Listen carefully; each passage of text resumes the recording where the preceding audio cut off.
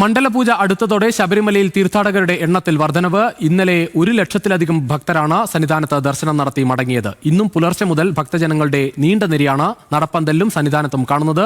അതേസമയം മണ്ഡലപൂജകൾക്കുള്ള തങ്ക അങ്കി ഘോഷയാത്ര ആറന്മുള പാർത്ഥസാരഥി ക്ഷേത്രത്തിൽ നിന്നും രാവിലെ പുറപ്പെട്ടു. ദേവൻ എം.പി. തയ്യാറാക്കിയ റിപ്പോർട്ടിലേക്ക്. സന്നിധാനത്ത് മണ്ഡലമാസ പൂജ അടുത്തതുകൂടി തന്നെ അഭൂതപൂർവമായ തിരക്കാണ് അനുഭവപ്പെടുന്നത്. ഇന്നലെയും ഇന്നുമായെല്ലാം തന്നെ വലിയ രീതിയിലുള്ള ഒരു ഭക്തജന തിരക്ക് സന്നിധാനത്ത് ശബരിമലയിലെല്ലാം തന്നെ പ്രകടമാണ്. ഇന്നലെ മാത്രം ഏകദേശം 1,05,738 ഭക്തരാണ് ഇന്നലെ മാത്രം സന്നിധാനത്തെത്തി ദർശനം നടത്തി മടങ്ങിയിട്ടുണ്ടായിരുന്നത്. അതുപോലെ തന്നെയാണ് ഇന്നും രാവിലെ മുതൽ തന്നെ ആ ഒരു തിരക്ക് തുടരുന്നുണ്ട്. ഇന്നിപ്പോൾ രാവിലെ ആദ്യ മണിക്കൂറുകൾ പിന്നിടുമ്പോൾ തന്നെ ഏകദേശം 30,000-30,000-ത്തിനടുത്ത് ഭക്തർ സന്നിധാനത്തെത്തി ദർശനം നടത്തി മടങ്ങിയിരിക്കുന്നുള്ള കണക്കുകളാണ് നമുക്ക് ലഭ്യമാകുന്നത്.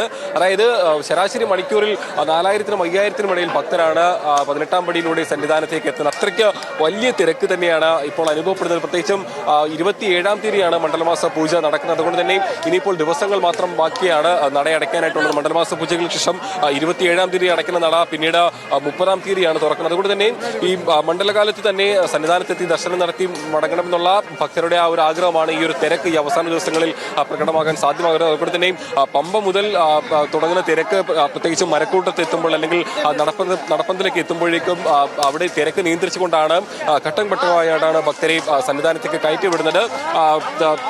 സന്നിധാനത്ത് ഫ്ലൈ ഓവറിലും തന്നെ സോപാനത്തിന് മുമ്പിലെല്ലാം തന്നെ ആ ഒരു തിരക്ക് നമുക്ക് ദൃശ്യങ്ങളിൽ പ്രകടമാകുന്നുണ്ട്. ഏതായാലും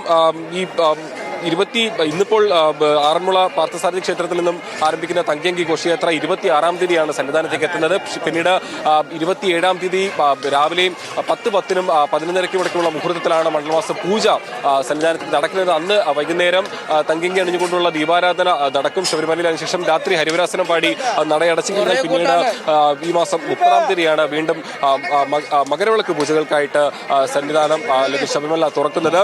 അതുകൊണ്ട് തന്നെ വലിയ ഭക്തജന തിരക്ക് സന്നിധാനത്ത് അനുഭവമാകുന്നുണ്ട്. പക്ഷേ തിരക്ക് നിയന്ത്രിച്ചുകൊണ്ട് തന്നെ എത്തുന്ന എല്ലാ ഭക്തർക്കും സുഗമമായ ദർശനം ലഭ്യമാക്കാനുള്ള ഒരുക്കങ്ങളെല്ലാം തന്നെ ദേവസ്വം ബോർഡും സുരക്ഷാ ഉദ്യോഗസ്ഥരും എല്ലാം തന്നെ ഒരുക്കിയിട്ടുമുണ്ട്.